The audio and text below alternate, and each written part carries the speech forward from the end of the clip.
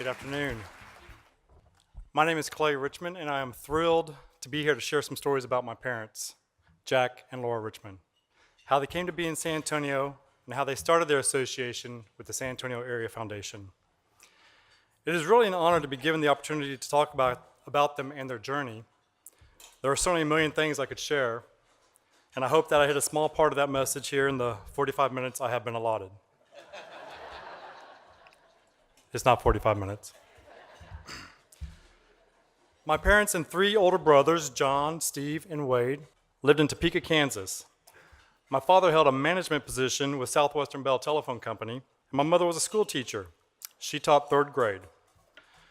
During that time, they lived on a 50-acre farm, and Jack actually farmed 26 acres of it himself.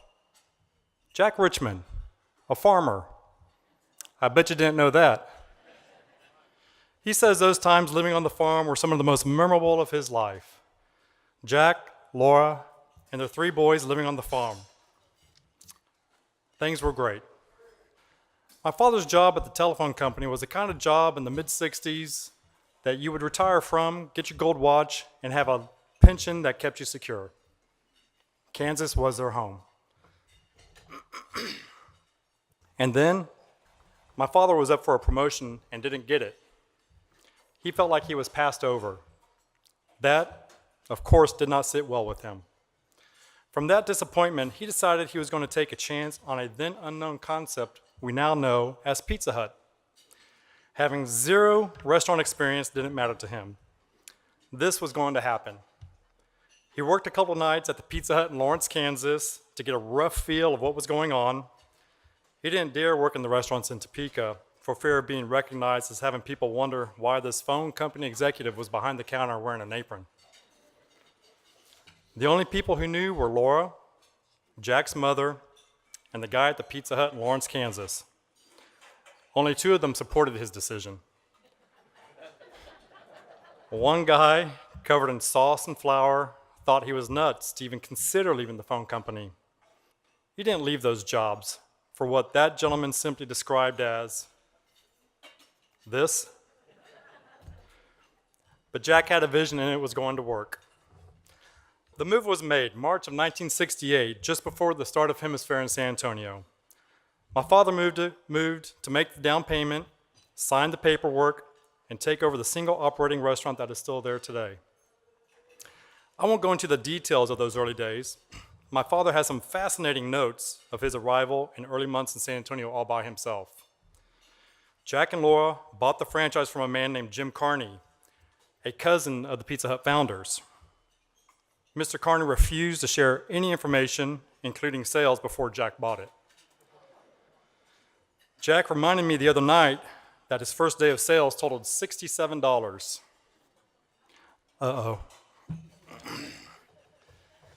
3 months later, my mother and three older brothers made the move with my mom's parents helping. Grandparents manning the station wagon, and my mother driving the U-Haul. In June.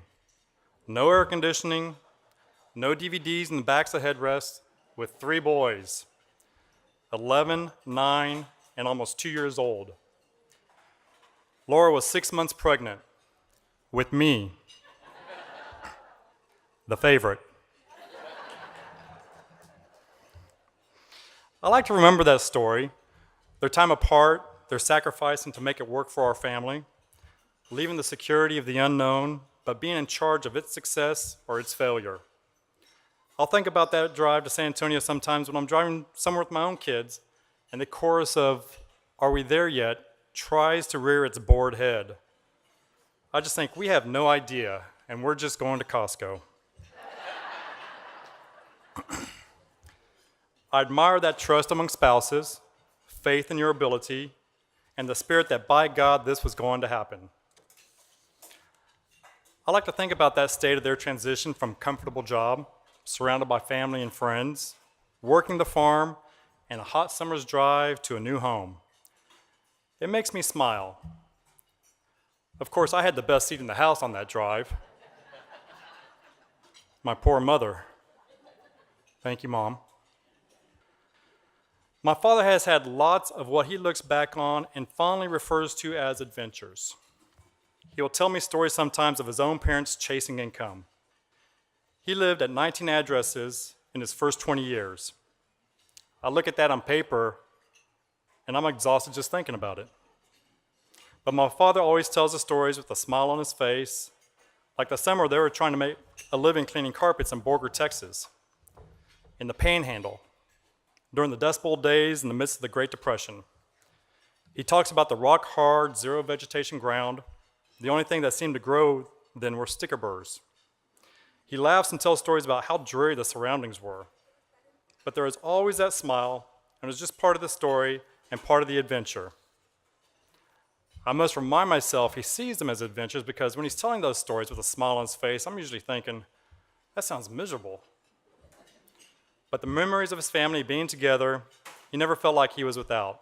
As the youngest in his family, it was all he knew. Jack's father was an alcoholic, and it was during this time that he left the family. In the midst of the Dust Bowl in the Texas Panhandle, this is the last time Jack saw his father until Jack was an adult. Jack tells a story of his mother being alone in 1932 with 3 kids, 4, 7, and 10, with no income, no family, and no network of friends. Jack has written a series of letters about different stages of his life for his grandkids. If you haven't done this for young kids or grandkids, I highly recommend it. But during this time, Jack describes it as just mom and her 3 chicks and nobody else. He says during those uncertain days that failure was not an option. His memory of that time, Jack writes, "What did we have? Only each other. And that was wonderful." That's my father. It wasn't too long that his stepfather entered their lives, Bernice Morgan Newton, affectionately known as Newt. He was a shining star in his life, and Jack named his business after him, Newton Associates. I think my father always had a positive outlook on life, but I know how important it was for him to have Newt in their family and how that reinforced what a positive influence one can have on other individuals. My parents had always been very involved in the community in Kansas and continuing in San Antonio. They always gave their time and money, I think generously. I remember my mother's days as president of the Mental Health Association and the tennis tournament fundraisers they held every summer called Beat the Blues. Our house seemed continuously covered in registration forms and t-shirts for the tournaments. My parents were always very proud of the matching program their company did for the United Way, an early example of the power of matching dollars to encourage donations. Starting in the early 70s, employees of their company have donated over $2 million to the United Way through their matching and double matching of donations. My parents would frequently receive kind notes from employees whose lives had been impacted by a charitable program the United Way supported, and they were happy for the opportunity to give back. My brother Wade, 2 years older than me,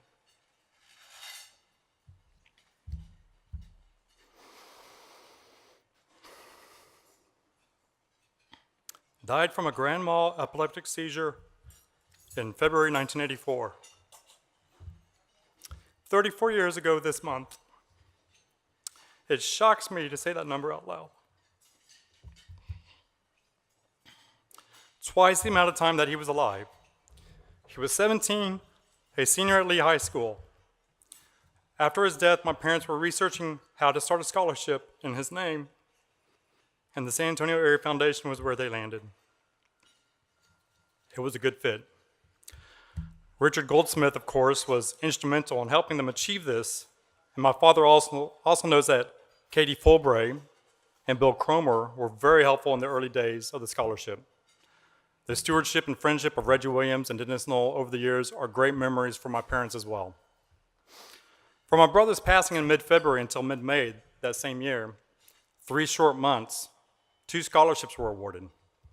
Since 1984, 78 scholarships have been awarded to kind, motivated, giving young women and men, totaling nearly $320,000.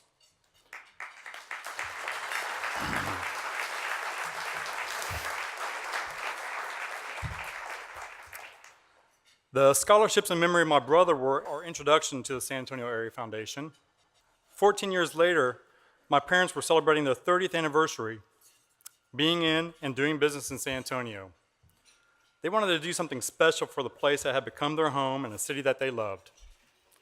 They decided to do a one-time $100,000 matching grant for a local charity they thought did great work, was efficient, and had a positive effect on those they served.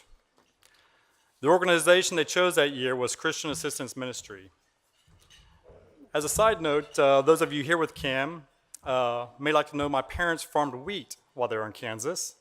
And I note on your website, the logo, wheat is the logo of Cam.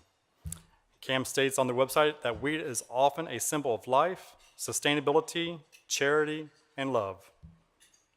I thought y'all would be curious to know. My parents had no idea how well that first fundraiser would do, whether it would raise $10,000 or $100,000, but they thought it is Cam's challenge to make. Well, Cam raised $140,000 that year. Jack and Laura were thrilled. With their matching dollars, $240,000 had been raised for a worthwhile charity in the city that they loved. What a nice present, Mom and Dad. There was no gala, no expenses, just a little word-of-mouth promotion and encouragement.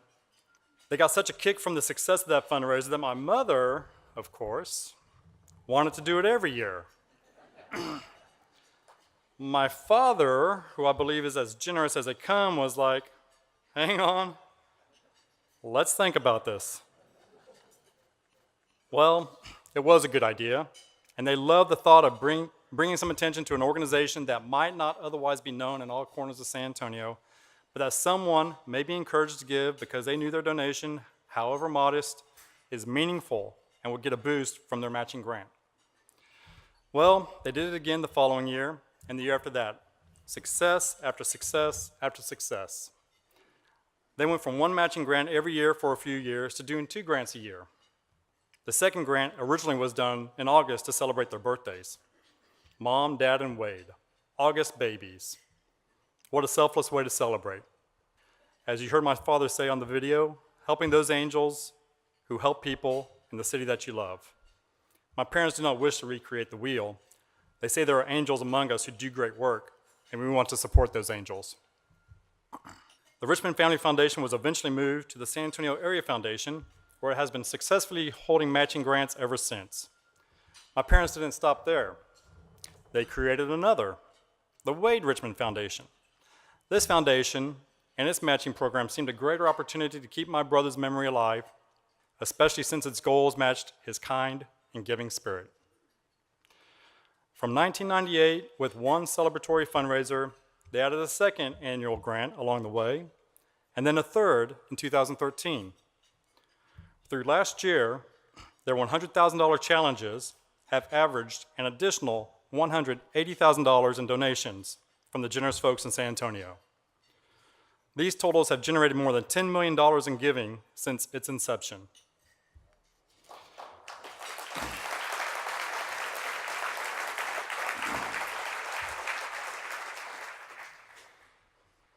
I'm happy to announce to you that in 2018, for the first time, there will be 4 fundraisers.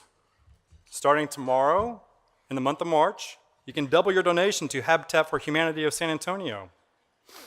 Other organizations this year that will be supported are Christian Assistance Ministry, the Clubhouse, and City Year. Being the youngest of 4 boys, I was always the baby of the family. When I was about 7 years old and having been referred to as the baby yet again, I made it known that I did not like that term and to please stop. In as many words as a bratty 7-year-old can muster without getting in trouble. And believe me, you did not want to be in trouble with Laura. My mother explained to me that I could be 100 years old and I'll still be the baby, especially her baby. I grew to embrace that introduction I inevitably received over the years. However, I've come to realize I am no longer the baby. The foundations are the babies, and we are to take care of them. The stated goal is that they should last 100 years after we are gone, to thrive in order to invigorate and support the angels among us. My dear friend, Henry Gonzalez, is one of 3 new board members of Wade's Foundation. After our first meeting with new board members, I received a thoughtful email from Henry discussing, among other things, how special it was for him to be on this board. In part, he wrote that he was familiar with the concept and value of compound interest. But after that initial meeting and hearing the history and vision of the foundation, he stated he learned about the concept and value of compound compassion. I think that describes my parents very well. Their DNA, their being, their history of giving, and the foundations they have established, they compound compassion. I wish to thank the San Antonio Area Foundation and all of you for honoring my parents today. And I thank my parents for setting the bar of caring for others at a level that my brothers and I will continuously be reaching for. Thank you.